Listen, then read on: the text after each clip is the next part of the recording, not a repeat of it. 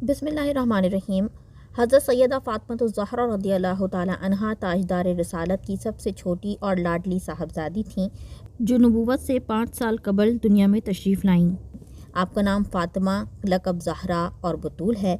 नबी करीम सल्लल्लाहु अलैहि वसल्लम ने इरशाद फरमाया कि मेरी बेटी का नाम फ़ातिमा इसलिए रखा गया चूँकि अल्लाह ताला ने इसे और इसके मुहिब्बीन को दोज़ख से आज़ाद किया है। आप उम्मुल सादात हैं, यानी सादात की असल। सरवर कौनैन सल्लल्लाहु अलैहि वसल्लम की नस्ल मुबारक आपसे चली। आप दुनिया में मौजूद तमाम सादात किराम की वालिदा हैं।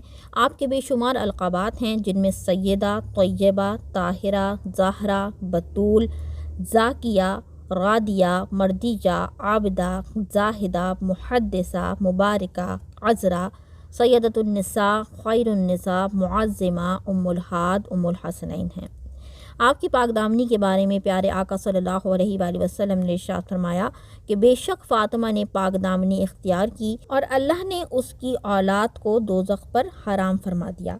हज़रत अनस रज़ियल्लाहु ताला अन्हु अपनी वालिदा से हज़रत फ़ातिमा के मुतालिक जब पूछते हैं तो आप इरशाद फरमाती हैं कि सैयदा 14वीं रात के चाँद की तरह हसीन व जमील थीं।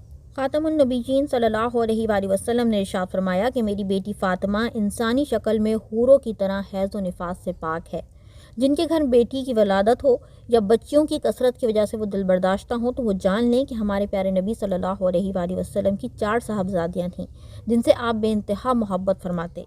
हज़रत फ़ातिमा के बारे में सरकार दो आलम सल्लल्लाहु अलैहि वसल्लम ने इरशाद फरमाया कि फ़ातिमा मेरे जिस्म का हिस्सा है, जो इसे नागवार वो मुझे नागवार, जो इससे पसंद वो मुझे पसंद। रोज़े क़यामत सिवाय मेरे नसब, मेरे सबब और मेरे अज़दवाजी रिश्तों के तमाम नसब मुनक़ते हो जाएंगे।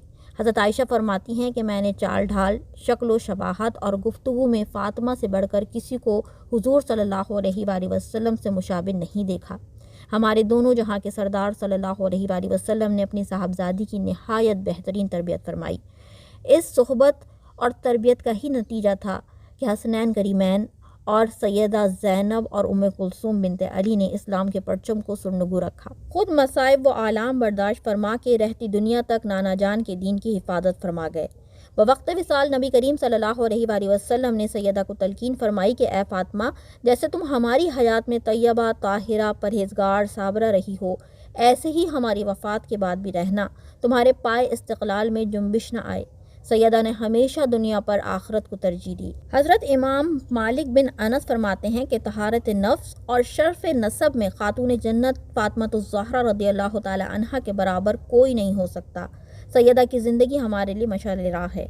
हमें भी चाहिए कि दुनिया की बेसबाती को समझें और हर मामले में आखरत को तरजीह दें, क्योंकि बहरहाल एक दिन ऐसा आएगा कि हमारे अजसाम बेहिस व हरकत पड़े होंगे और लोग हमारा नाम लेने के बजाय हमें मैयत और जनाजा कहेंगे। मनोमट्टी तले हमें दबा दिया जाएगा। वहाँ हम बिल्कुल तन्हा रह जाएंगे। जो आज हमसे मोहब्बत करते हैं कल हमारे साथ नहीं होंगे। सैयदा फ़ातिमा ज़हरा रज़ियल्लाहु ताला अन्हा जन्नती ख़वातीन के सरदार होने के बावजूद घर के काम अपने मुबारक हाथों से सरअंजाम देती थीं। मौजूदा दौर में मशीनी आलात के इस्तेमाल से काम आसानी तो काफ़ी हद तक हो गई है, जबकि सैयदा के दौर में अगर देखा जाए तो ख़वातीन पानी भरने, चक्की से आटा पीसने, हाथों से कपड़े धोने और दीगर कामों की मशक्क़त बर्दाश्त फरमाती थीं, लेकिन इसके बावजूद इबादत और रियाज़त और दीन के काम भी फरमाती। हमारी वो बहनें इससे सबक हासिल करें जो घर में काम से थक हार कर अपनी नमाज़ें क़ज़ा कर देती हैं। हज़रत इमाम हसन रज़ियल्लाहु ताला अन्हु फरमाते हैं कि मैंने अपनी वालिदा माजिदा सैयदा फ़ातिमा को देखा कि रात को मस्जिद बैत की महराब यानी घर में नमाज़ पढ़ने की मखसूस जगह में नमाज़ पढ़ती रहती, यहाँ तक कि नमाज फ़जर का वक्त हो जाता। मैंने आपको मुसलमान मर्दों और औरतों के लिए बहुत ज़्यादा दुआएं करते सुना। आप अपनी ज़ात के लिए कोई दुआ नहीं फरमाती थीं। मैंने अर्ज़ की कि वालिदा, क्या वजह है कि आप अपने लिए कोई दुआ नहीं फरमाती? फरमाया, पहले पड़ोस है फिर घर। सैयदा की ज़िंदगी गुर्बत, फ़िक्र फ़ाक़ा में बसर हुई, लेकिन आपने कभी इसका शिकवा अपने रब से नहीं किया, ना ही इसका गिला अपने शौहर से किया। एक मरतबा ज़माने क़हत में रहमत आलम सल्लल्लाहु अलैहि वसल्लम ने भूख महसूस फरमाई तो सैयदा ने एक बोटी और 2 रोटियां इसार करते हुए बारगाह रिसालत में भेज दी ताकि आपकी भूख का इजाला फरमाया जा सके। ताजदार रिसालत इस तोहफे के साथ सैयदा के घर तशरीफ़ लाए और फरमाया कि ए मेरी बेटी इधर आओ। सैयदा ने जब इस बर्तन को खोल कर देखा तो हैरान रह गईं कि वो बर्तन रोटी और बोटियों से भरा हुआ था। آپ نے جان لیا کہ یہ کھانا اللہ کی طرف سے ہے۔ حضور صلی اللہ علیہ وآلہ وسلم نے آپ سے دریافت فرمایا کہ یہ سب تمہارے پاس کہاں سے آیا؟ حضرت فاطمہ نے عرض کی کہ وہ اللہ کے پاس سے ہے، بے شک اللہ جسے چاہے بے حساب دے۔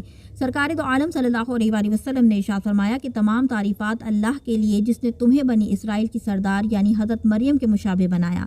پھر حضور نے حضرت علی، حسنین کریمین اور دیگر اہل بیت کے ساتھ کھانا تناول فرمایا۔ سب سیر ہو گئے، پھر بھی کھانا اسی قدر باقی رہا۔ اس کھانے میں اللہ تعالیٰ نے ایسی برکت عطا فرمائی کہ آپ نے اسے پڑوس میں بھی بھجوایا۔ خاتون جنت کو کبھی کسی غیر مرد نے نہیں دیکھا۔